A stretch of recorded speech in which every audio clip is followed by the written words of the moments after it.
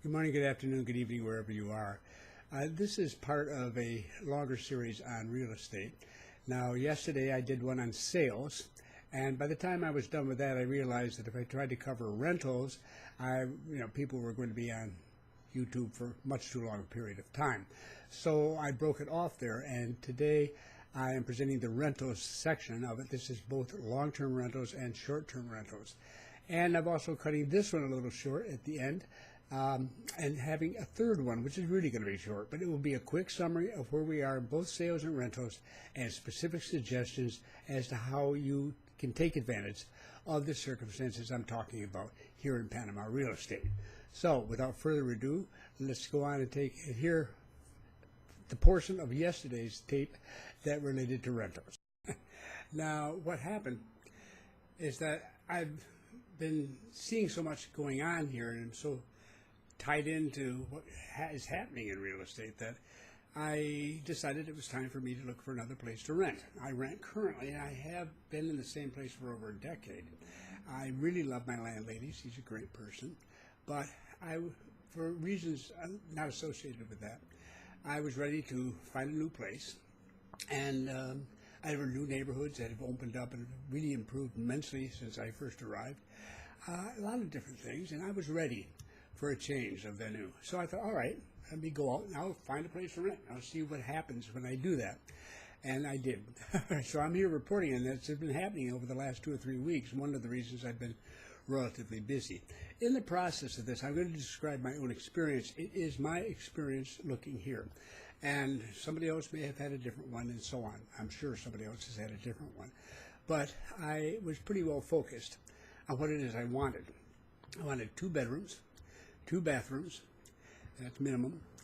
I wanted decent furniture because I only rent furnished. I don't want to buy a whole bunch of furnishings and have to worry about them when I move or carry them around or whatever. So that is a must, and that increases how much I will pay, but not by that much.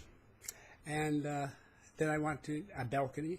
I love my balcony. I spend a lot of my time on the balcony. Some people don't because they just want to be inside. It's too warm outside or one thing or another, so they go out in the evenings. I go out all day long and sit on my balcony. I appreciate it that much. And I was looking for a different neighborhood, then a different view, a lot of things, just to experience another portion of the city. And I found myself an agent, which isn't terribly hard to do. But I gotten this one through a recommendation, so I said fine. And we began the search. Now, in the process, and this is September of 2018, all right? So what I'm talking about may not be the same in a month, 3 months, 6 months, a year, and so on. So take that into account, and also the fact that I have these specific interests.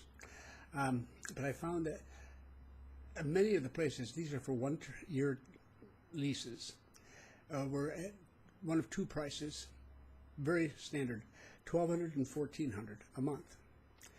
And had it been unfurnished, it probably would drop to, say, $1,000 to $1,200, or even $900 to $1,100, and so on. But it was at $1,200 or $1,400. The $1,200s I looked at. Well, you have to look at them. Now, you always have to. Photographs are not the way to go about deciding on where you're going to rent alone. And I wasn't about to do that, so I went and saw them. And I saw some that were okay, but nothing particularly exciting. And I saw others that, no way, shouldn't have been that high. There was one, which was $1,050, okay? And whoa, that's a very good price. It's just a couple blocks away. I know the building. This can't be too bad, so I should really take a look. And quite surprised to see it at that building at this rate. And the photos may have been overdone, I don't know, but they certainly seemed very well furnished. So I said to Gloria, my agent, I said, I want to see this place. And she said, fine. She said, I'll do it. And she called back and she said, I'm sorry, they rented it today. It rented very quickly. And I never got a chance to even get my foot in the door. But I wasn't too surprised because that was a low price for what I was looking at. But it was an iffy sort of situation. I continued to look at those, but I said, let's look at the next tier up, the $1,400 ones, and see what I find there. Well, now we've made a big jump in the quality, frankly, more so than one might expect from a $200 a month difference. And I'd gone in not planning and trying to negotiate a really lower rent because rents have already fallen. So I mean, a lot of that's taken into account. These are places that are rented for even $600 a month more just a year or two ago, and now here they are where they are. So, but I figured I'd go for 100 less than whatever they were asking.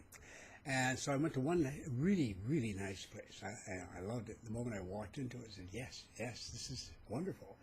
That was a $1,400 a month one, and I said, I'm seriously interested. I will get back to you. And that evening I sent a message over to Gloria, and I said, go ahead, make an offer for $1,300. And she said, fine.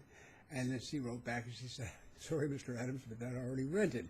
So I began to understand that when a place is rentable and it's a good place for the price, it isn't going to last forever.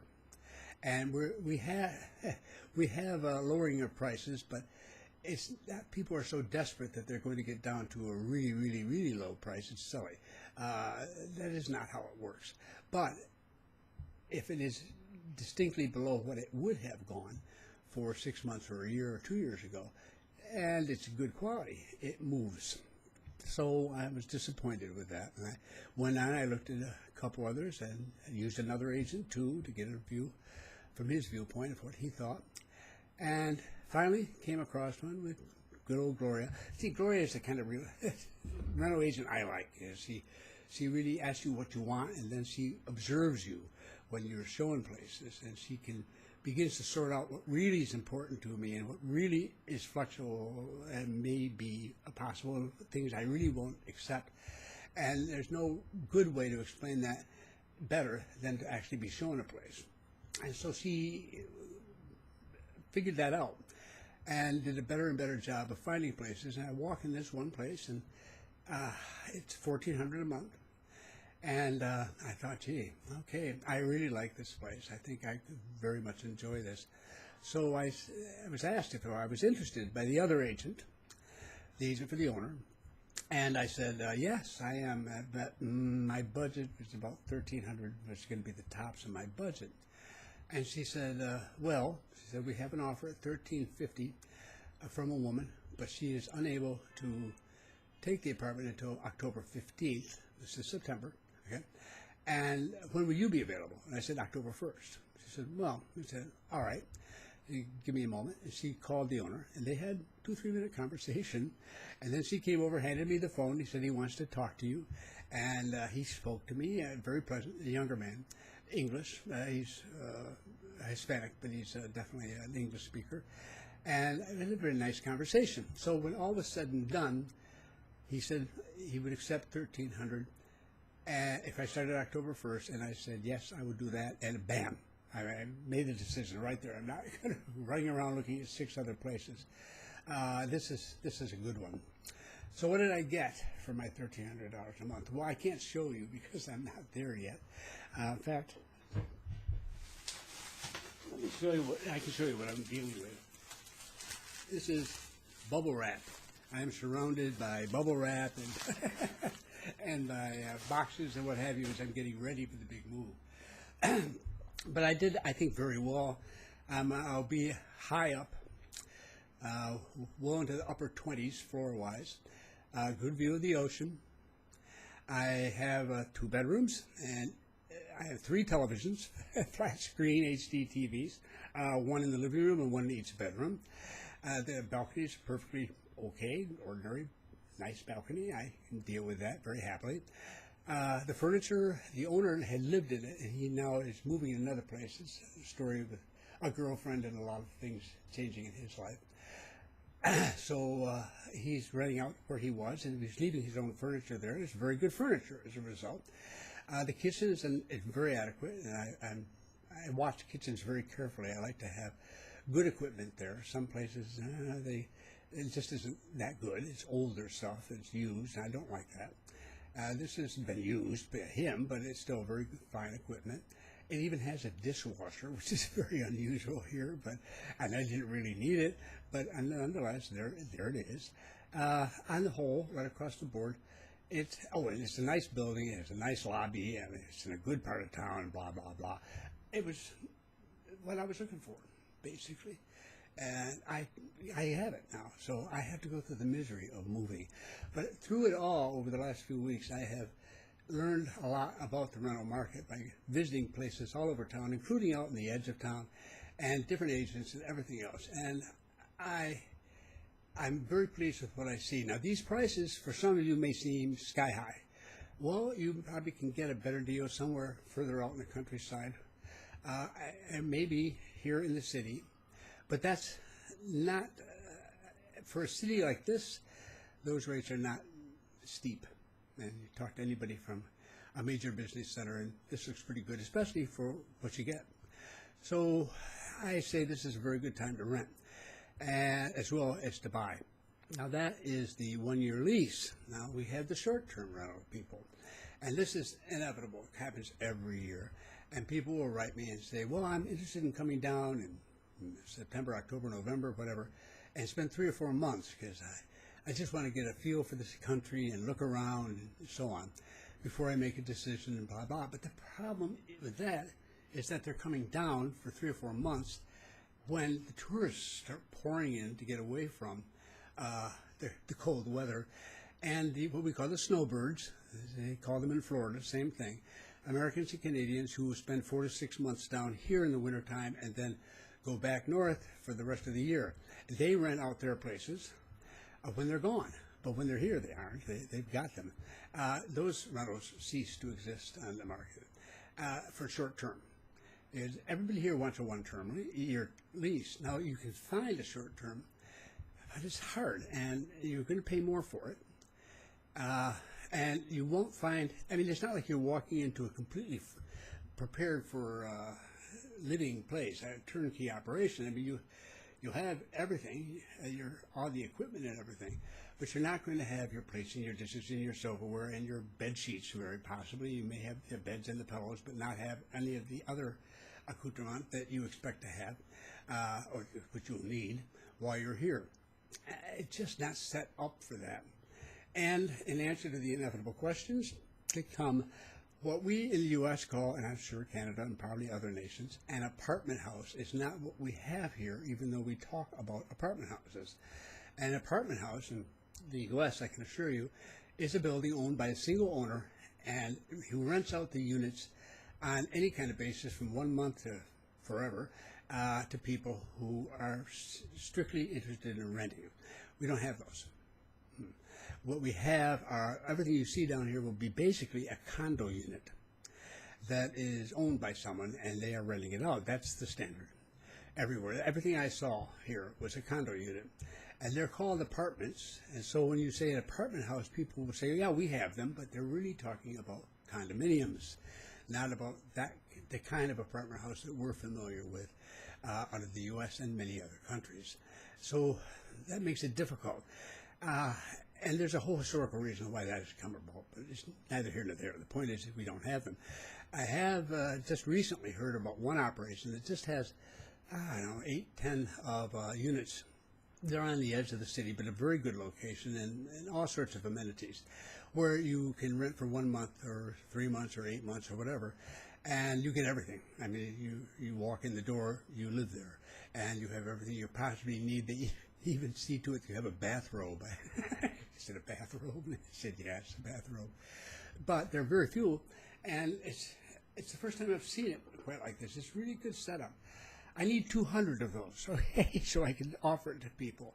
With that few, it's not something I can talk about and send you there because it just doesn't make any sense.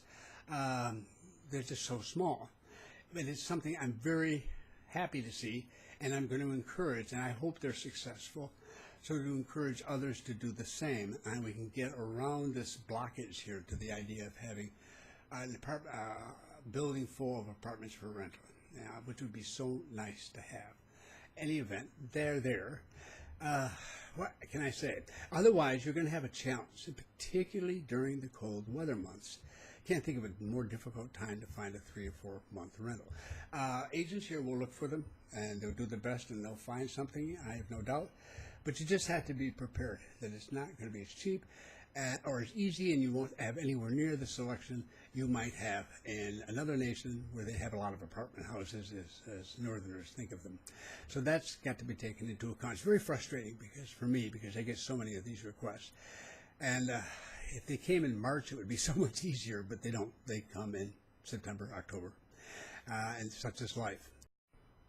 That concludes the section of the original tape, which was so terribly long that I had to break it up into pieces.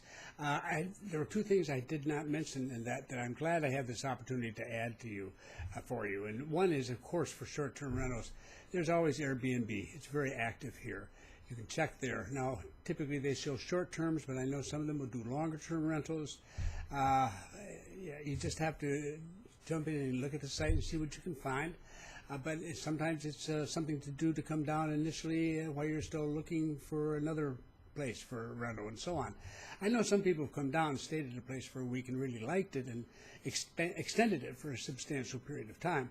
But there's always a chance they've already got reservations for it in the future and so on. So it's not perfect, but it certainly is there, and it does meet a lot of people's short-term needs. And I thought I should definitely mention Airbnb. Now, yes, January. I try to remember to share this in as many videos as possible. But in the last half of January, the city's going to be packed. And that's going to be a tough time to find short-term rentals at that time, very tough. But even as we get closer to it, even that pass over that period, this is the World Youth Day, which is actually a week-long activities. We have a couple 100,000 young people coming. This is an activity of the Roman Catholic Church.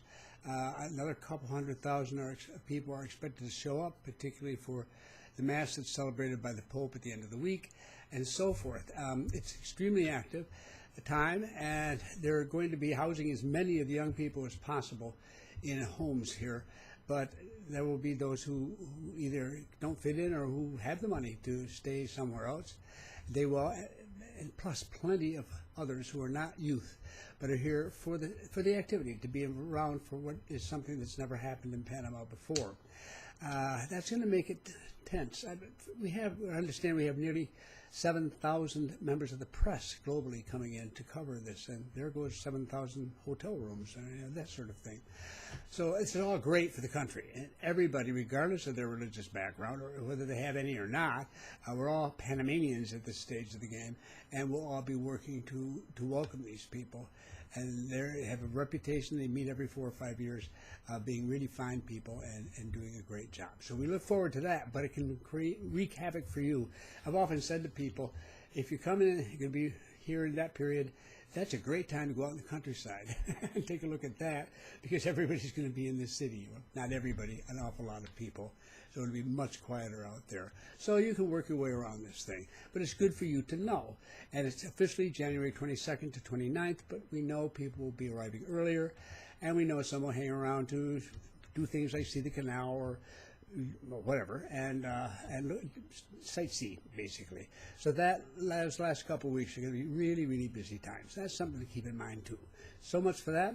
I'll move along now and prepare, I hope, to get up by tomorrow, the final little section here where I try to give you some specific ideas as to how to go about dealing with this whole purchasing or renting real estate and take advantage of the current circumstances that we have. So thank you for stopping by today, and I look forward to seeing you again. And if I can find a word to turn it off, we'll be fine.